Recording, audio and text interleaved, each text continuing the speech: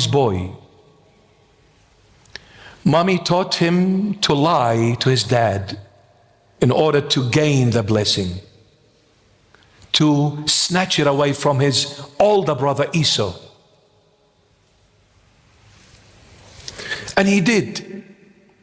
And he thought by snatching the blessing from his brother Esau, he was going to live like a king, because he thought that when God blesses me, I'm going to be rich, I'm going to be healthy, I'm going to be wealthy, I'm going to be so powerful, I will rule, I will conquer, I'll do whatever I wish and desire to do. Not realizing that doing it your way of thinking, your way of doing is going to get you nothing into but mischief and pain in life. And he decided to marry the one whom he chose to marry.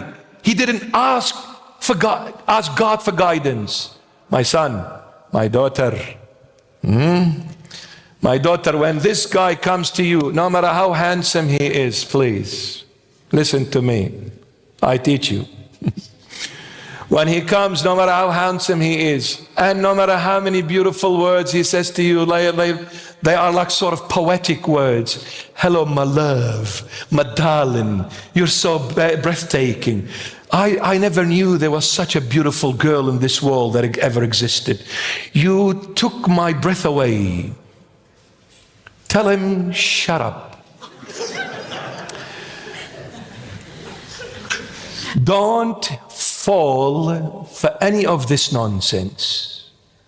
Ask him if he is serious to enter a relationship that is going to lead to marriage. The very first thing, ask him, and don't ever hesitate nor be embarrassed. Do you love the Lord Jesus or not? That is the first question. Before you say, who is your mom, your dad? Do you have money? Do you have a Mercedes-Benz convertible? None of that nonsense. Do you love the Lord?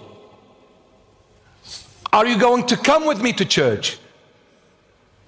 If he says no, walk away. Don't be a hero and say, I'm going to act like a saint on the hope I'm going to convert him. No, he will convert you. And he will take you with him to the club instead of the church. Don't marry him on the hope you're going to change him. That's a very weak hope. Don't live fantasy, live reality. Don't live that dream. Wake up from the dream and smell the roses. Do you love the Lord or not? If he says no, walk away and say, Lord, but I still ask, let your will be done. Don't make a decision, even if he says, I don't love the Lord. Maybe when you ask the Lord, do you still want me to be with him? If the Lord says yes, that means the Lord is going to change him. Because change comes from God, not from you. You can't change yourself, let alone change someone else. Only God can. Learn the lesson like Jacob. Shall I go or not? Yes, go. And since I gave you the green light, then I'm going to be with you. And when God is with you, he will change the whole world. So, don't be stubborn about marrying the person that you think is good for you. Don't be stubborn about getting the business that you think is going to be good for you. Have you prayed about the business? Have you prayed about your life's affairs? Have you prayed? Have you asked the Lord Jesus, what shall I do? I'll leave you with this, and thank God that Elias is here today. I'll leave you with it. One day, our King David, who wrote most of the Psalms, not all of them, but most of them. One day King David woke up and this thought came into his head. And what was the thought? He said, and how did I miss this?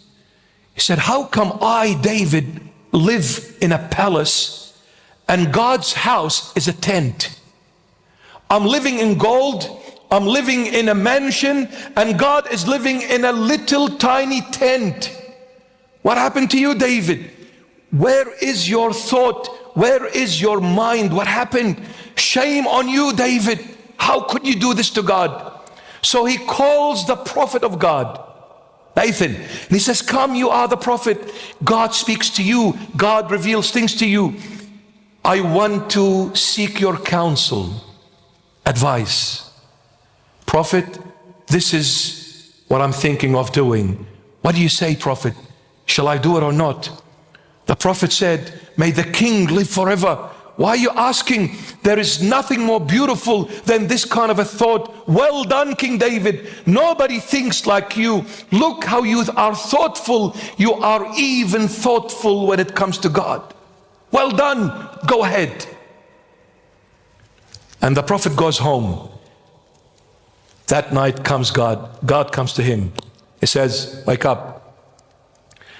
Who told you, prophet, to say this to David? Did you ask me? The prophet was shocked. He said, what do you mean, God? You see, it's written, read it. I'm telling you as a good night's sleep story. The prophet said, God, why would I ask you?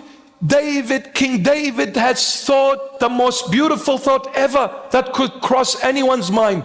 Look at him, how much he loves you, and look at him, how much he's caring for you. He wants to build you a mansion, not a tent. He said, you get up this very night. You're not going to sleep. I don't care what time it is. You get up right now, prophet, and you go to David right this moment at night, and you better tell David this from me to him. David, God is saying this to you. Remember where I got you from. I got you from behind the sheep and the goats and the cows.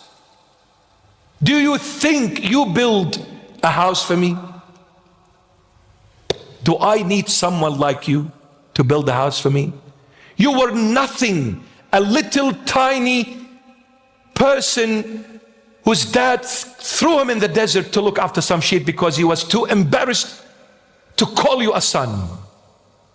You were the weakest out of all your siblings. You were nothing.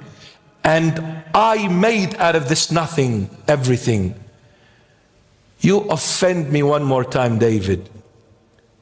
I will take you back to the way you were before. I'll make you a nothing. Just like I made you everything, I'll make you a nothing again. Apparently, David said it with self-pride.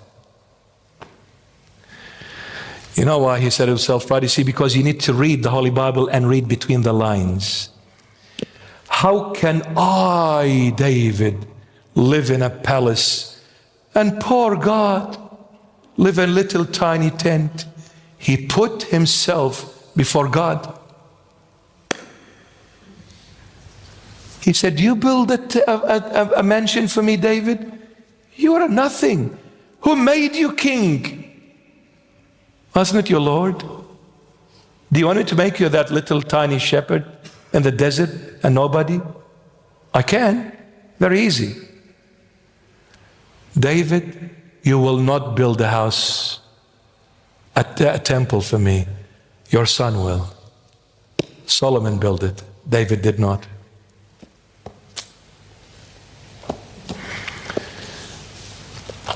Don't ever, my child, fall into this grave mistake and say, Lord, look what I have done for you.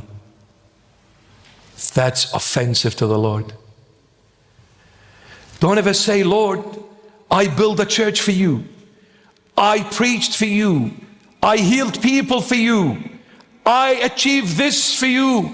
Look at me, Lord, how faithful I am for you.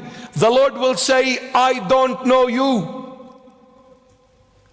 Until you come and say, Lord, everything I said, everything I did, everything I achieved in life, it was all you who has done it through this useless, hopeless servant of yours.